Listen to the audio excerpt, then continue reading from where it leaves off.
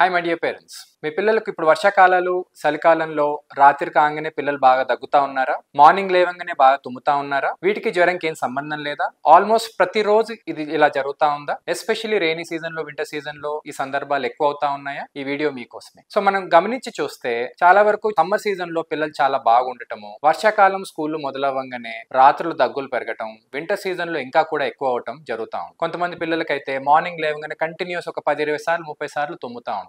ఏంటబ్బా ఈ కారణాలని వెతుకుతా ఉంటారు. దీనికి ముఖ్యమైన కారణం, మోస్ట్ ఇంపార్టెంట్ రీజన్ వచ్చేసి డస్ట్ మైట్. డస్ట్ మైట్ అంటే ఏంటి? డస్ట్ మైట్స్ అంటే మనకు కనపడే డస్ట్, దుమ్ము కాదండి. డస్ట్ మైట్స్ అనేవి మనకు కనపడని క్రిములు. ఇవనేవి మనము పడుకునే పరుపులో, మనం పడుకునే మెత్తలో ఉంటాయి అన్నమాట. సో కారణాలన్నీ కూడా మన బెడ్రూమ్ లోనే ఉంటాయి అన్నమాట. ఇవి బయటకు సంబంధించిన కారణాలు కావు. ఈ డస్ట్ మైట్స్ అనేవి ఏం చేస్తాయి అన్నమాట, మన డెడ్ స్కిన్ సెల్స్ ఏవైతే ఉంటాయో అవి తినడానికి వస్తాయి. అవి తినేసి వాటితో కూడా మనకు ప్రాబ్లం లేదు. Dust mites are not visible to our naked eye. వాటితో కూడా ప్రాబ్లం లేదు. అవి ఒక డాండర్ అనేది రిలీజ్ చేస్తుంది. ఆ డాండర్ అనేది లెస్ దెన్ 2.5 మైక్రాన్స్ ఉంది. సో లెస్ దెన్ 2.5 మైక్రాన్స్ అంటే ఈజీగా మన గాలిగొట్టాల దగ్గరికి అది వెళ్ళిపోగలదు. ఏదైతే మనకు దుమ్ము బయట కనపడుతుందో అది మన లోపలికి ప్రవేశించడం జరగదు. అది కేవలం మన ముక్కు ఆపేస్తుంది అనమాట. దానివల్ల మనకు కేవలం తుమ్ములు, లైట్ గా ముక్కులో ఇబ్బంది, అంతకుమించి మనకి ఇబ్బందులు ఉండవు. కానీ డస్ట్ మైట్స్ లీవ్ చేసే డాండర్ ఏవైతే ఉన్నాయో లార్జ్ క్వాంటిటీస్ లో మన గాలిగొట్టాల దాకా వెళ్ళిపోతుంది. ఇది అందరికీ ప్రాబ్లం క్రియేట్ చేస్తుందా? లేదండి. కొంతమంది పిల్లలు అనివార్య కారణాల వల్ల డస్ట్ మైట్స్ కి సెన్సిటివ్ ఉంటారు. వాటిని డస్ట్ మైట్ ఎలర్జీ అని అంటారు. సో ఇవి ఉండటం వల్ల పిల్లలకి ఏంటంటే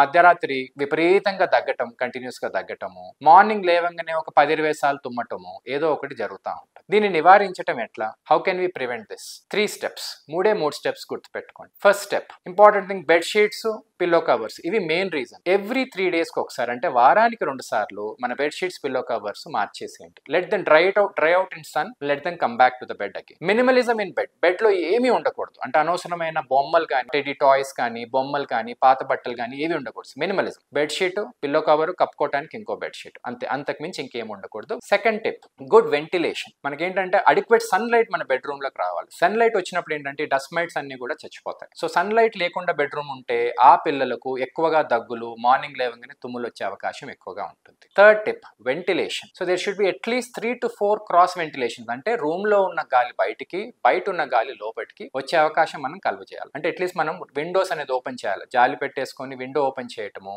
డోర్స్ ఓపెన్ చేయటము, అట్లీస్ట్ గుడ్ టైం వాళ్ళు స్కూల్కి వెళ్ళినప్పుడు ఇవన్నీ ఓపెన్ చేసి పెట్టడము, బెడ్షీట్స్, పిల్లో కవర్స్ తీయటము, మళ్ళా వేయటము. ఇవన్నీ వేయటం వల్ల ఏంటంటే cross ventilation, good sunlight and changing bedsheets every 3 days, మీ పిల్లల్లో వచ్చే దగ్గులు కానీ, మార్నింగ్ లేసి వచ్చే తుమ్ములు కానీ ఆల్మోస్ట్ 80% తగ్గించడం జరుగుతుంది. థ్యాంక్ యూ అండి.